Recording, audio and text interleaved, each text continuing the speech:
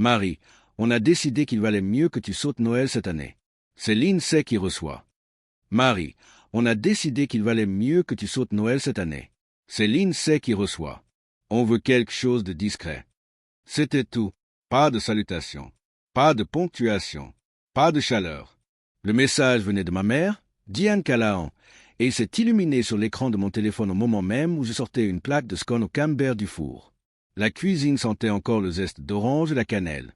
La fenêtre au-dessus de l'évier, celle que Thomas avait installée 2 hivers avant sa mort, reflétait mon expression stupéfaite dans la lumière déclinante de l'après-midi. Je n'ai pas pleuré. Je n'ai même pas cligné des yeux. Au lieu de cela, j'ai éteint le four, posé les scones sur la grille de refroidissement et regardé à nouveau le message lentement, comme s'il pouvait changer avec le temps ou la douceur. Je l'ai relu une fois de plus, puis j'ai laissé le téléphone retomber face contre terre sur le comptoir. Pendant 20 ans, j'avais accueilli Noël. Ma maison, notre chalet dans le Vermont, était le lieu de rassemblement. Le lieu du feu de cheminée et des chaussettes faites main, de canards laqués et de vin chaud, de chants de Noël sur le tourne-disque et de neige traînée par les bottes. Après la mort de Thomas, j'ai perpétué la tradition. Peut-être m'y suis-je trop accroché. Peut-être est-ce devenu mon armure. Mais maintenant, ma famille me demandait de ne plus venir du tout. Non pas parce que j'avais fait quelque chose de mal, mais parce que, comme ils le disaient toujours, on va trop loin. Ma sœur cadette, Lindsay Callahan, n'avait jamais accueilli. Elle avait 15 ans de moins que moi et était actuellement fiancée à un homme nommé Connor, que je n'avais rencontré qu'une fois. Elle vivait dans un élégant appartement de 2 chambres à Boston, avec des murs en béton, un éclairage LED et un réfrigérateur qui parlait. C'était moderne, minimaliste, calme. Elle le trouvait paisible. J'avais toujours eu l'impression d'être dans un hôtel hors de prix. Je me suis essuyé les mains sur le torchon à carreaux rouges et verts, effiloché par les années d'utilisation, et j'ai repris le téléphone. Un deuxième message était arrivé. « Ne le prends pas mal, Marie », avait poursuivi maman. Tu sais comme les fêtes de fin d'année sont intenses. Intenses. Ils utilisaient toujours ce mot comme une accusation. Quand j'ai transformé le vieux hangar à bois en chaleureuse chambre d'amis, ils ont dit que j'étais intense. Quand j'ai confectionné des marque-places avec des brins de romarin pressés à la main, ils ont dit que c'était intense. Quand j'ai organisé un menu de 12 plats et préparé chaque pâte à tarte moi-même, ce n'était pas de la dévotion. C'était trop.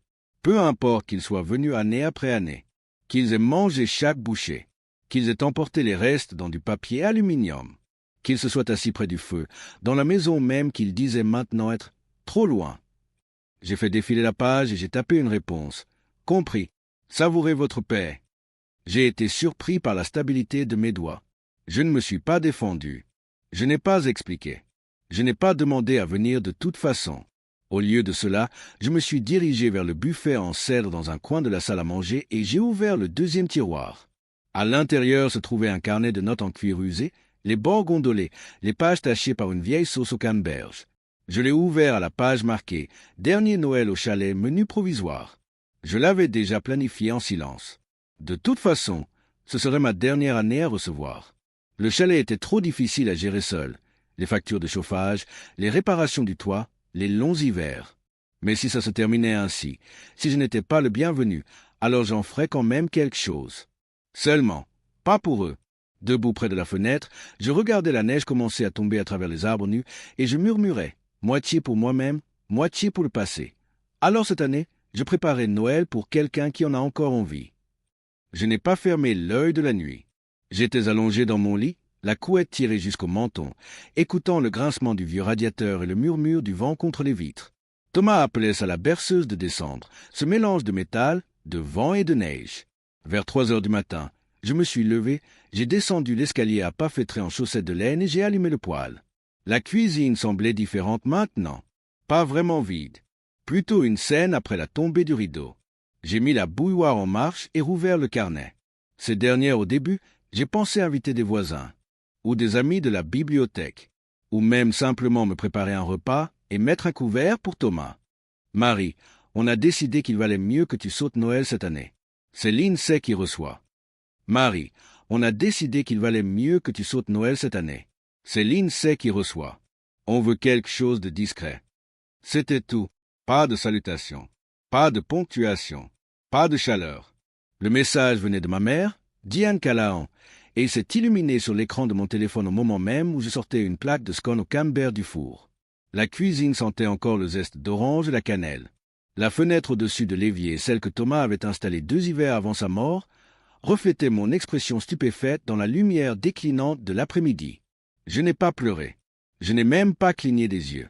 Au lieu de cela, j'ai éteint le four, posé les scones sur la grille de refroidissement et regardé à nouveau le message lentement, comme s'il pouvait changer avec le temps ou la douceur. Je l'ai relu une fois de plus, puis j'ai laissé le téléphone retomber face contre terre sur le comptoir. Pendant 20 ans, j'avais accueilli Noël. Ma maison, notre chalet dans le Vermont, était le lieu de rassemblement. Le lieu du feu de cheminée et des chaussettes faites main, de canards laqués et de vin chaud, de chants de Noël sur le tourne-disque et de neige traînée par les bottes. Après la mort de Thomas, j'ai perpétué la tradition. Peut-être m'y suis-je trop accroché. Peut-être est-ce devenu mon armure. Mais maintenant, ma famille me demandait de ne plus venir du tout. Non pas parce que j'avais fait quelque chose de mal, mais parce que, comme il le disait toujours, on va trop loin. Ma sœur cadette, Lindsay Callahan, n'avait jamais accueilli. Elle avait 15 ans de moins que moi et était actuellement fiancée à un homme nommé Connor, que je n'avais rencontré qu'une fois. Elle vivait dans un élégant appartement de 2 chambres à Boston, avec des murs en béton, un éclairage LED et un réfrigérateur qui parlait. C'était moderne, minimaliste, calme. Elle le trouvait paisible. J'avais toujours eu l'impression d'être dans un hôtel hors de prix.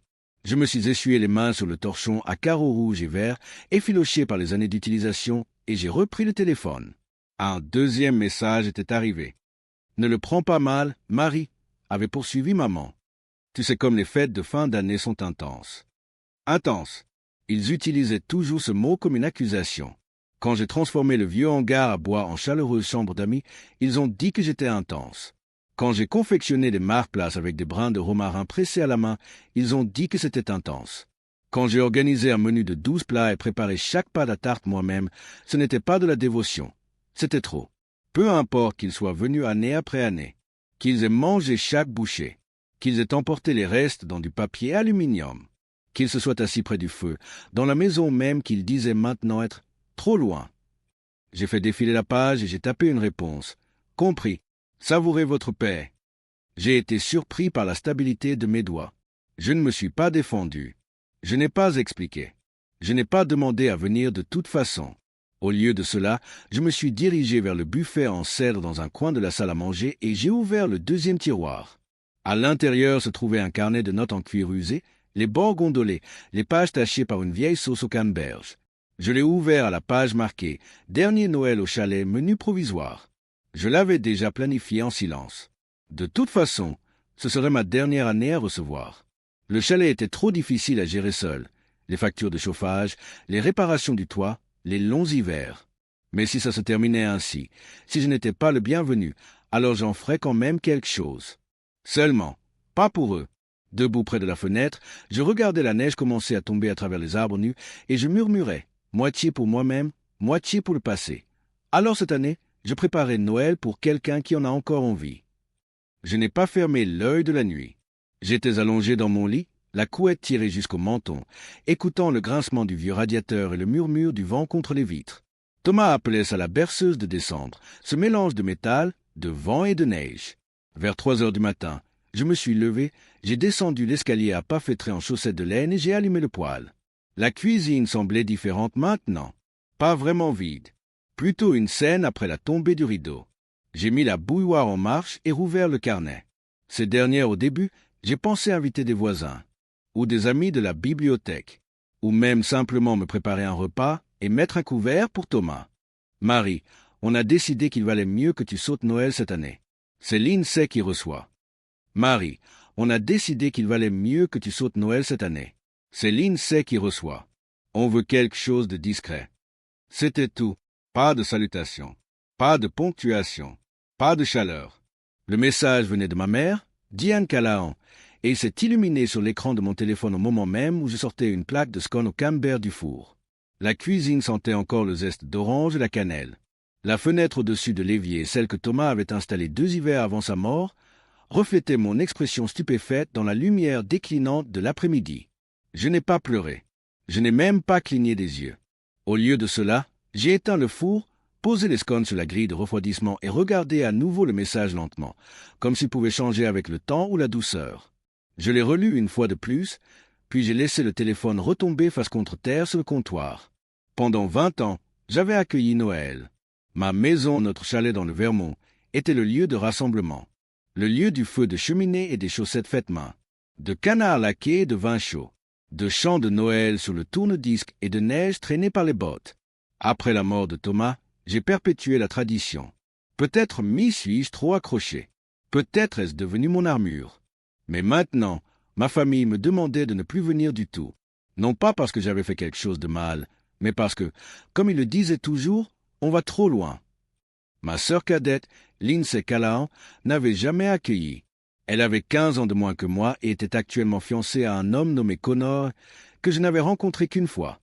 Elle vivait dans un élégant appartement de 2 chambres à Boston, avec des murs en béton, un éclairage LED et un réfrigérateur qui parlait. C'était moderne, minimaliste, calme. Elle le trouvait paisible. J'avais toujours eu l'impression d'être dans un hôtel hors de prix. Je me suis essuyé les mains sur le torchon à carreaux rouges et verts, effiloché par les années d'utilisation, et j'ai repris le téléphone. Un deuxième message était arrivé. « Ne le prends pas mal, Marie », avait poursuivi maman. Tu sais comme les fêtes de fin d'année sont intenses. Intenses. Ils utilisaient toujours ce mot comme une accusation. Quand j'ai transformé le vieux hangar à bois en chaleureuse chambre d'amis, ils ont dit que j'étais intense. Quand j'ai confectionné des marque-places avec des brins de romarin pressés à la main, ils ont dit que c'était intense. Quand j'ai organisé un menu de 12 plats et préparé chaque pâte à tarte moi-même, ce n'était pas de la dévotion. C'était trop. Peu importe qu'ils soient venus année après année, qu'ils aient mangé chaque bouchée, qu'ils aient emporté les restes dans du papier aluminium, qu'ils se soient assis près du feu, dans la maison même qu'ils disaient maintenant être trop loin. J'ai fait défiler la page et j'ai tapé une réponse. Compris. Savourez votre paix. J'ai été surpris par la stabilité de mes doigts. Je ne me suis pas défendu. Je n'ai pas expliqué. Je n'ai pas demandé à venir de toute façon. Au lieu de cela, je me suis dirigé vers le buffet en cèdre dans un coin de la salle à manger et j'ai ouvert le deuxième tiroir. À l'intérieur se trouvait un carnet de notes en cuir usé, les bords gondolés, les pages tachées par une vieille sauce au canneberge. Je l'ai ouvert à la page marquée « Dernier Noël au chalet, menu provisoire ». Je l'avais déjà planifié en silence. De toute façon, ce serait ma dernière année à recevoir. Le chalet était trop difficile à gérer seul. Les factures de chauffage, les réparations du toit, les longs hivers. Mais si ça se terminait ainsi, si je n'étais pas le bienvenu, alors j'en ferais quand même quelque chose. Seulement, pas pour eux. Debout près de la fenêtre, je regardais la neige commencer à tomber à travers les arbres nus et je murmurais, moitié pour moi-même, moitié pour le passé. Alors cette année, je préparais Noël pour quelqu'un qui en a encore envie. Je n'ai pas fermé l'œil de la nuit. J'étais allongé dans mon lit, la couette tirée jusqu'au menton, écoutant le grincement du vieux radiateur et le murmure du vent contre les vitres. Thomas appelait ça la berceuse de décembre, ce mélange de métal, de vent et de neige. Vers 3 heures du matin, je me suis levé, j'ai descendu l'escalier à pas feutrés en chaussettes de laine et j'ai allumé le poêle. La cuisine semblait différente maintenant, pas vraiment vide. Plutôt une scène après la tombée du rideau. J'ai mis la bouilloire en marche et rouvert le carnet. Ces dernières, au début, j'ai pensé inviter des voisins, ou des amis de la bibliothèque, ou même simplement me préparer un repas et mettre un couvert pour Thomas. Marie, on a décidé qu'il valait mieux que tu sautes Noël cette année. C'est Lindsay qui reçoit. Marie, on a décidé qu'il valait mieux que tu sautes Noël cette année. C'est Lindsay qui reçoit. On veut quelque chose de discret. C'était tout.